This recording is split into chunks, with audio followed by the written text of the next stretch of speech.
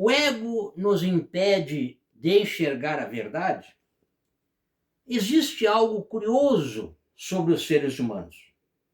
Somos capazes de enxergar os defeitos dos outros com enorme facilidade. Mas, quando o assunto somos nós mesmos, a tarefa se torna mais difícil.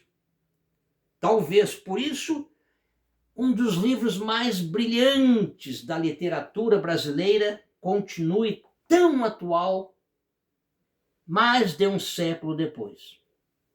Estamos falando de Memórias Póstumas de Brás Cubas, Machado de Assis. O livro começa de forma incomum. O narrador está morto. Sim. Brás Cubas decide contar a história de sua vida depois de sua própria morte. E isso muda tudo. Porque, teoricamente, alguém que já morreu não precisa mais impressionar ninguém, conquistar prestígio, proteger a própria imagem. Não. Mas é justamente aí que Machado revela a sua genialidade. Mesmo morto, Brás Cubas continua sendo Brás Cubas. Ao longo da narrativa, ele relembra os seus amores, os seus fracassos, as suas ambições, os seus relacionamentos, as suas escolhas. Mas faz isso sempre tentando justificar a si mesmo. E então surge uma pergunta desconfortável. Será que realmente nos conhecemos? Porque uma das grandes lições do livro é que o ser humano possui uma enorme capacidade de criar explicações para os seus próprios erros. Gostamos de acreditar que nossas decisões foram racionais, que nossas intenções eram nobres, que nossas escolhas eram justificadas. Mas Machado parece sugerir algo diferente. Muitas vezes não enxergamos a realidade. Enxergamos apenas a versão da realidade que protege o quê? Protege o nosso orgulho.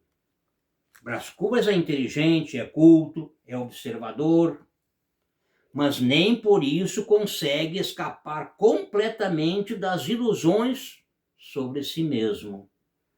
E talvez seja exatamente por isso que ele continua tão atual. Porque o livro não fala apenas sobre um homem do século XIX, fala sobre todos nós.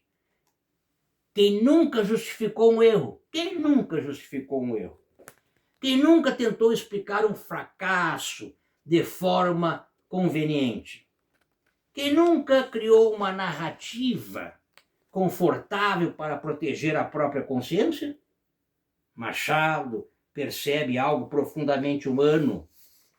A verdade nem sempre é difícil porque está escondida. Às vezes ela é difícil porque não queremos vê-la, não queremos enxergá-la. E aqui está uma das grandes forças desta obra. Ela não oferece heróis, não. Não oferece exemplos de perfeição.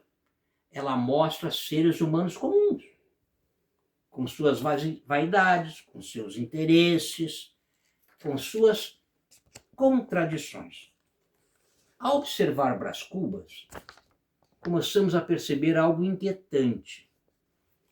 Talvez o personagem não seja tão diferente de nós. Talvez todos carreguemos pequenas ilusões sobre quem somos. Talvez todos construímos versões mais agradáveis da nossa própria história.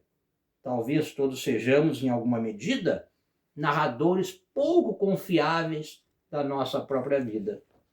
E é justamente aí que o livro permanece vivo, porque Machado de Assis não escreveu apenas sobre um indivíduo.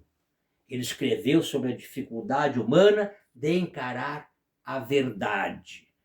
Mais de 100 anos depois, continuamos cercados por pessoas que tentam parecer melhores do que são. Mas talvez o mais difícil seja admitir que fazemos exatamente a mesma coisa. E talvez a pergunta mais importante diante de tudo isso, deixada por Machado de Assis, seja: quantas das histórias que contamos sobre nós, quantas são realmente verdadeiras?